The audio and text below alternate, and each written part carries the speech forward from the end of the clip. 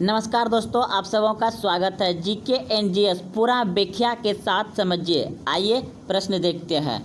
अपने उद्देश्य के रूप में पूर्ण स्वराज की घोषणा के दौरान कांग्रेस का अध्यक्ष कौन था? यानी कि दोस्तों, जब पूर्ण स्वराज का घोषणा कांग्रेस ने किया तो उस समय अध्यक्ष कौन था? तो इस प्रश्न का उत्तर होगा ऑप्शन नंबर सी, बिल्कुल सही है, पंडित जवाहरलाल नेहरू। आइए इसका पूरा व्याख्या से समझते हैं। तो देखिए दोस्तों, पूरा व्याख्या आपके सामने स्क्रीन पर है। 1929 के कांग्रेस के लाहौर अधिवेशन में कांग्रेस ने पूर्ण स्वराज का अपना लक्ष्य घोषित किया। इस अधिवेशन की अध्यक्षता पंडित जवाहरलाल नेहरू कर रहे थे। इसी अधिवेशन में 26 जनवरी 1930 को प्रथम स्वाधीनता दिवस के रूप में मनाने का निश्चय किया गया। समझ गए दोस्तों? तो चलते हैं अगले प्रश्न की ओर। प्रश्न है दोस्तों आपका, प्रकाश का रंग निम्नलिखित पर निर्भर करता है। यानी कि प्रकाश का रंग किस पर निर्भर करता है? तो इस प्रश्न का उत्तर होगा ऑप्शन नंबर ए, बिल्कुल सही है, तरंग दैर्घ्य पर। इसका पूरा व्याख्या देखिए दोस्तों। जब प्रकाश किरणें वस्तु पर आपतित होती है तो वह उनसे परावर्तित होकर हमारी आँखों पर पड़ती है और वस्तुएं हमें दिखाई देने लगती हैं। वस्तुएं प्रकाश का कुछ भाग परावर्तित करती है तथा कुछ भाग अवशोषित करती है। प्रकाश का परावर्तित भाग ही वस्तुओं को निर्धारित करती है। यानी कि दोस्तों, कोई भी वस्तु हमें आँख से दिखाई नहीं देता है जब तक कि ना उस पर प्रकाश पड़े। जब प्रकाश किसी वस्तु पर पड़ता है तो वहाँ से टकरा करके हमारे आँख पे आता है, तभी वह वस्तु हमें दिखाई देता है। तो चलते हैं अगले प्रश्न की ओर। प्रश्न है आपका, कांग्रेस की प्रथम महिला भारतीय महिला अध्यक्ष कौन थी? प्रश्न है, कांग्रेस की प्रथम भारतीय महिला अध्यक्ष कौन बनी थी? तो इस प्रश्न का उत्तर होगा दोस्तों आपका सरोजिनी नायडू। कांग्रेस की प्रथम भारतीय महिला अध्यक्ष कौन बनी थी? Sarojini Naidu. Option number D बिल्कुल सही है। पूरा व्याख्या समझते हैं दोस्तों। कांग्रेस की प्रथम महिला अध्यक्ष एनी बेसेंट थी, जो 1917 ईस्वी में कोलकाता अधिवेशन में बनी थी। परंतु कांग्रेस की प्रथम भारतीय महिला अध्यक्ष सरोजिनी नायडू थी, जो 1925 ईस्वी में कानपुर अधिवेशन में बना। तो समझ गए दोस्तों। अगर पूछ लिया जाए कि कांग्रेस की पहली महिला अध्यक्ष कौन थी तो वह हो जाएगा एनी बेसेंट। अगर पूछ लिया जाए कि कांग्रेस की प्रथम भारतीय महिला अध्यक्ष कौन बनी थी तो वह हो जाएगा दोस्तों आपका सरोजिनी नायडू, जो 1925 ईस्वी में कानपुर अधिवेशन में बनी थी। अगला प्रश्न देखते हैं दोस्तों। प्रश्न है, वायु में 0 डिग्री सेल्सियस ताप पर ध्वनि तरंग का वेग क्या होता है? तो इस प्रश्न का उत्तर हो जाएगा दोस्तों ऑप्शन नंबर सी, यानी कि 332 मीटर प्रति सेकेंड। इसका पूरा व्याख्या देखते हैं दोस्तों। माध्यम का ताप बढ़ने पर ध्वनि की चाल बढ़ जाती है। माध्यम का ताप बढ़ने पर ध्वनि की चाल बढ़ जाती है। सामान्यतः 1 डिग्री सेल्सियस ताप बढ़ने पर वायु में ध्वनि की चाल लगभग 0.61 मीटर प्रति सेकेंड बढ़ जाती है। 0 डिग्री सेल्सियस पर यानी कि शुष्क वायु में ध्वनि की चाल 332 मीटर प्रति सेकेंड होती है। अगला प्रश्न है दोस्तों आपका, भारत का आखिरी अंग्रेज वायरस कौन था? भारत का आखिरी अंग्रेज वायरस कौन था? ऑप्शन नंबर सी बिल्कुल सही है, लॉर्ड माउंटबेटन। अब इसका पूरा व्याख्या के साथ समझ लेते हैं दोस्तों।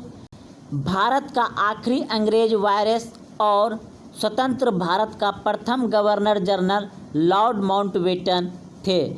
यानी कि भारत का आखिरी वायसराय कौन थे? Lord Mountbatten. और भारत का स्वतंत्र गवर्नर जनरल जो बना था वह भी बना था दोस्तों लॉर्ड माउंटबेटन।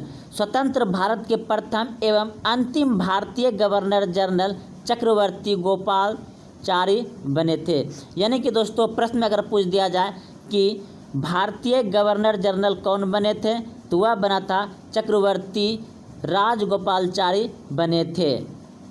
अगला प्रश्न है दोस्तों आपका, राष्ट्रीय गीत जन गण मन पहली बार गाया गया था।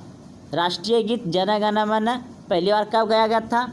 1911 ईस्वी में गाया गया था। अब इसका पूरा व्याख्या के साथ देखिए दोस्तों, राष्ट्रीय गीत जन गण मन की रचना गुरुदेव रवींद्रनाथ टैगोर ने दिसंबर 1911 में की थी।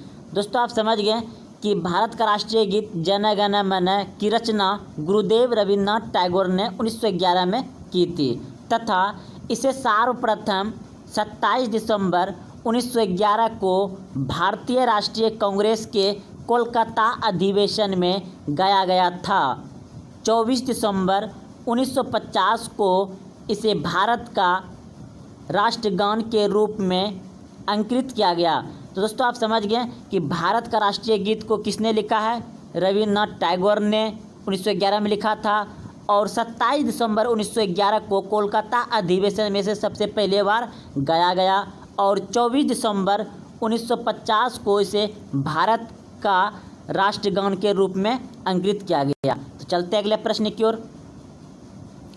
प्रश्न है, ग्लोब पर कर्क रेखा भारत के कितने राज्य से होकर गुजरती है?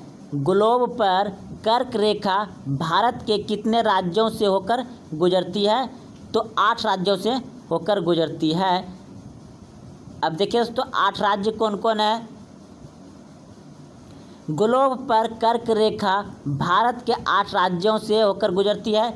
गुजरात, राजस्थान, मध्य प्रदेश, छत्तीसगढ़, झारखंड, पश्चिम बंगाल, त्रिपुरा तथा मिजोरम से होकर के गुजरती है। बहुत ही इंपॉर्टेंट प्रश्न दोस्तों, इसे आप याद रखिए। प्रश्न है, द्वितीय विश्व युद्ध का कारण था। द्वितीय विश्व युद्ध का क्या कारण था? तो ऑप्शन नंबर ए बिल्कुल सही है। तो चलते हैं इसका पूरा व्याख्या।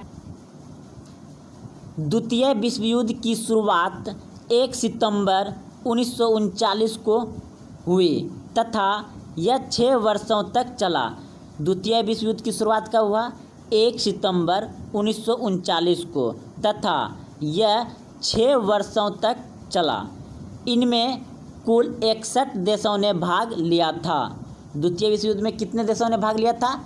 61 देशों ने भाग लिया था। 2 सितंबर 1945 को इसका अंत हो गया। द्वितीय विश्व युद्ध कब समाप्त हुआ? 2 सितंबर 1945 को अंत हुआ। अंतर्राष्ट्रीय क्षेत्र में द्वितीय विश्व युद्ध का सबसे बड़ा योगदान संयुक्त राष्ट्र संघ की स्थापना 24 अक्टूबर 1945 को हुआ। अगला प्रश्न है,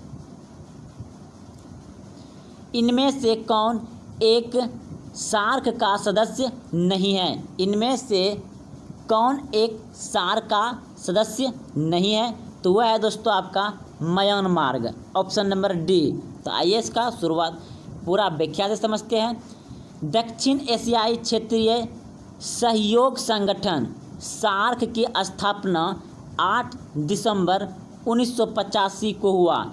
यानी कि दक्षिण की ओर जो एशियाई का क्षेत्र है दोस्तों, उसमें आपका भारत, नेपाल, अफगानिस्तान, म्यांमार, भूटान ये सभी आते हैं, जिसमें कि म्यांमार जो है कि इसका सहयोगी संगठन नहीं सदस्य बना है और इसका मुख्यालय जो है काठमांडू नेपाल में है तथा वर्तमान में इसका सदस्य देशों की संख्या 8 है। भारत, पाकिस्तान, नेपाल, भूटान, बांग्लादेश, श्रीलंका, मालदीव और अफगानिस्तान, ये 8 देश दक्षिण एशियाई का सहयोगी संगठन है, जिसे हम सार्क कहते हैं और सार्क की स्थापना 8 दिसंबर 1985 को हुआ था। तो दोस्तों आज यहीं तक। बहुत ही इम्पोर्टेंट प्रश्न है दोस्तों, यह सभी प्रश्न सभी परीक्षाओं में पूछे जाते हैं। धन्यवाद।